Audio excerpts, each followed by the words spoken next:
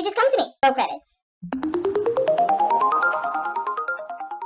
Hi everyone and welcome to my home. I am Victoria Wilder, author of the newly released dark urban fantasy Lullaby of the Lilitu, or also a gothic fantasy depending on how you're reading it. Go get that. It's in Amazon, it's on my website, it's all over the place. You can even get it at the Barnes & Noble online website, so go check that out. Today, I wanted to talk about how I name my characters. I thought it was really interesting the way people name characters, and recently I was reading this book, Cinder. It's been out for a while by Marissa Myers, and I've wanted it forever, and so I just started reading it, and the first chapter so far is amazing, so I have good hopes for the rest of this book. However, I did notice that one of the characters' names is Kai. And there was another book that I read recently. I feel like it might have been Blood Moon Magic. It might have been something else.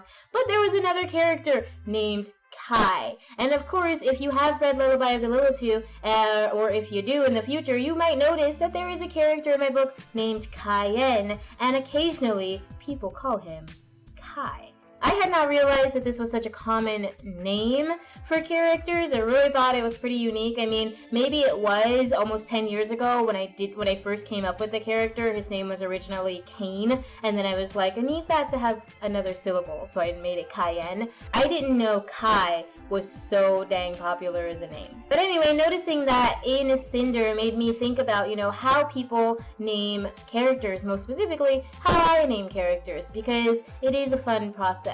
I wanted to talk about the 5 ways I use to name my characters. One of the first things I do is I look at baby names websites. So there's I think one called babynames.com, there's namesites.com. Anytime you just Google baby names, you're gonna find a list of sites with all kinds of names. They have meanings of these names. They have etymology, where the name came from, different versions of the name. So you'd see Maria, but you'd also see Marie, Mary, Maria in 5 different spellings, where it came from, the different countries that used each specific spelling. So that's a really, really good resource if you're just trying to brainstorm for names and you have an idea of maybe a sound you want, or maybe if your character is specifically from somewhere like Russia. I have a character who is of Russian-German descent, so her family is Russian, but she lived in Germany, and I wanted to find a name that worked for both,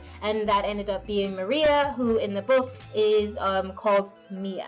That leads me to my second way of finding names is meaning. So along with location, where I want my character to be from, I will generally have an idea of their personality that leads me to what I want their name to mean. So for example, I have a character named Samael, whose name basically means the bringer of darkness, or son of Lucifer, essentially. It's a really dark name, and it fits his character really well. So I ended up giving him that name, even though I already had another character whose name started with S-A-M. So I had 2 Sams in the same book, but they're far enough apart, and their names are different enough that I don't think it'll be confusing for anybody.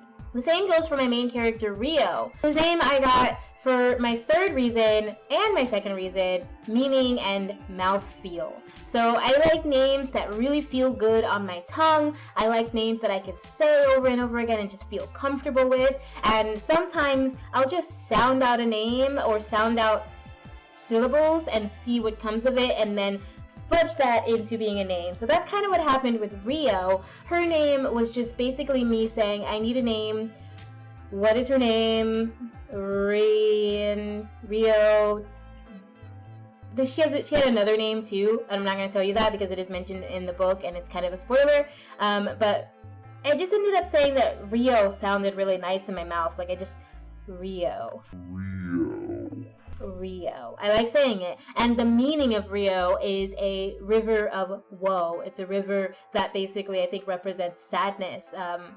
represents heartbreak, and I felt that was really, really appropriate for the character. And if you know, like, it doesn't say directly on the cover, but this book is part of a series called The Journals of Acheron. Acheron is another word that means river of woe.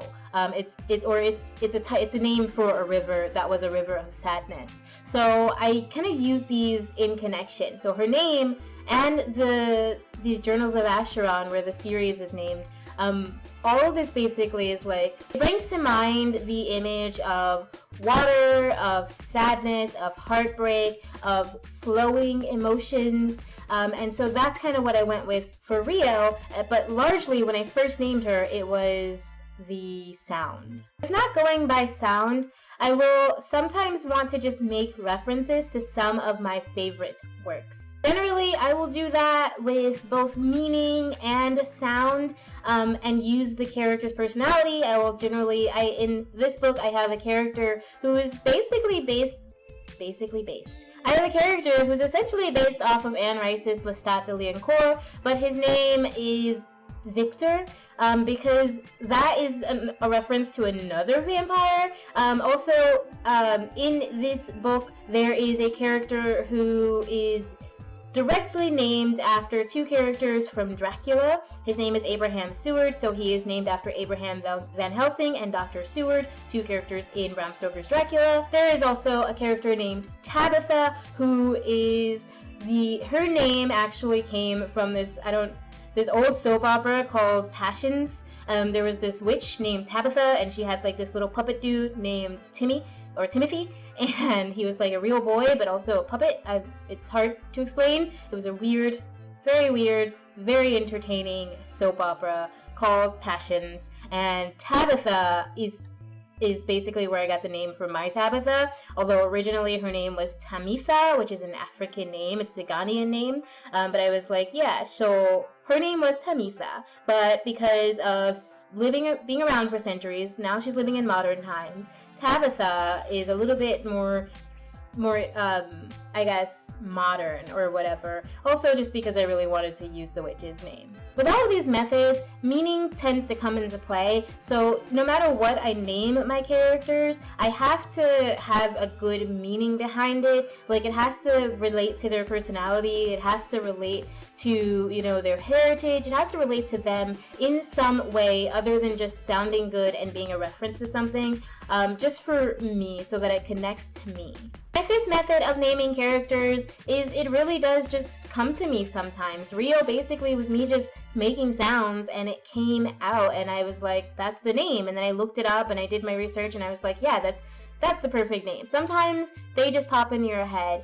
Sometimes, you're just walking down the street and you're thinking about a character and you don't know the character's name yet, and then you're at home, you hear something, and you're like, oh, that's not the name, but this could be the name. My character Sephora, her name basically came out of my head, although I'm pretty sure it was inspired by Sephora, the makeup company, because when I first created the character, I was using an image from a magazine for I think a perfume or whatever, with this very gorgeous, beautiful, red-haired woman. I was using her face as Sephora, and I was like, well, this seems like this should be her name. And her name went through a few different changes. It had some Z's in there for a while, and now it is what it is because I worked through it. But generally, often the names will come to me, or I'll see them somewhere, and then I'll go back and look up their meaning. I'll go back and look up variations that may work better for me or sound better for me.